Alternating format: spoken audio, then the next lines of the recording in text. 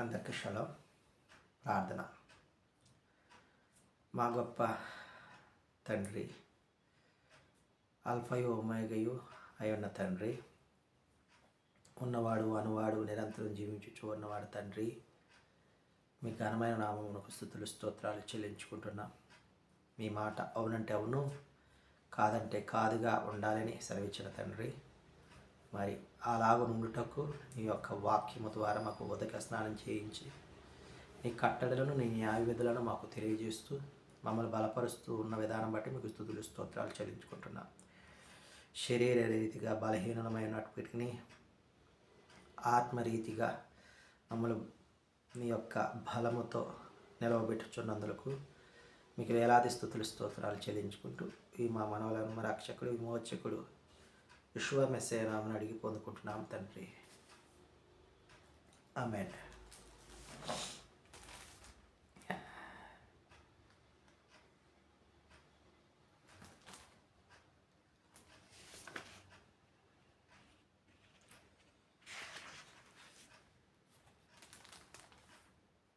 అన్న ప్రార్థనలు విన్నావుగా, నేనున్నానని అన్నావుగా.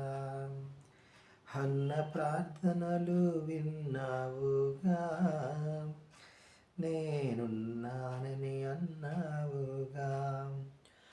నాడు సమూయేలుతో బహుగా మాట్లాడిన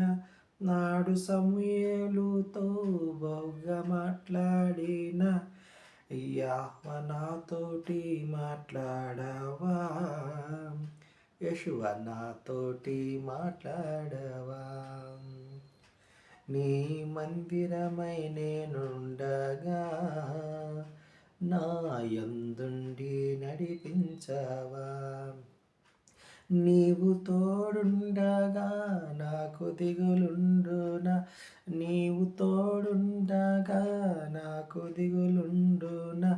వెంబడిస్తాను నిన్ను యెషూవా, వెంబడిస్తాను నిన్ను యెషూవా, వెంబడిస్తాను నిన్ను యెషూవా, వెంబడిస్తాను నిన్ను యెషూవా.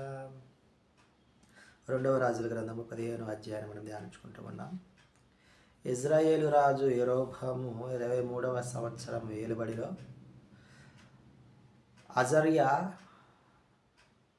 ఏలాలనిపించినట్లుగా యూదా వారిని మనము చూస్తూ ఉన్నాం. అజర్యా 14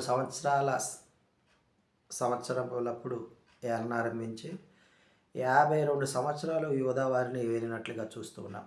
అతని తల్లి యొక్కల్య. ఇతడు నీతి గలవాడై ఎలోహిం దృష్టికి ఉండిన కారణంగా మరి 52 సంవత్సరాలు పరిపాలన చేశాడు. కానీ ఉన్నత స్థలములను బలులు నైవేద్యాలు ఇవైతే నిలుపుదల చేయలేదు కాబట్టి అదోనేవారు మరి ఇతనిని ముత్తటం వలన ఇతనికి కుష్టి రోగై మరణించేంత వరకు కూడా ఒక నగరిలో జీవించి ఉన్నాడని మనము ఈ అధ్యాయంలో తెలుసుకుంటూ ఉన్నాం. అయితే రాజకుమారుడైన యోతాను జనులకు న్యాయం తీర్చేడు వారిగా పరిపాలన చేసేడు వారిగా ఉన్నాడు.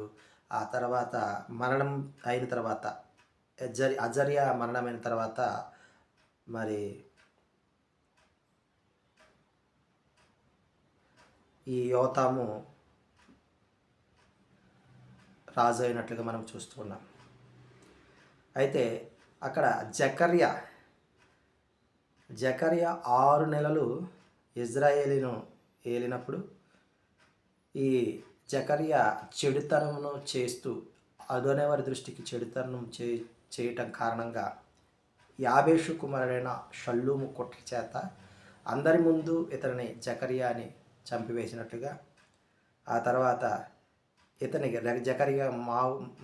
జకర్యాకి మారుగా ఈ యాబేషు కుమారుడైన షల్లూము రాజు అయినట్లుగా ఈ అధ్యాయం చూస్తున్నాం. ఇదంతయు కూడా యెహూకు అదోనేవారు ఎలోహిం వారు ఇచ్చినటువంటి మాట చొప్పున ఇదంతా జరిగిందని లేఖన భాగం సెలవిస్తూ ఉన్నది.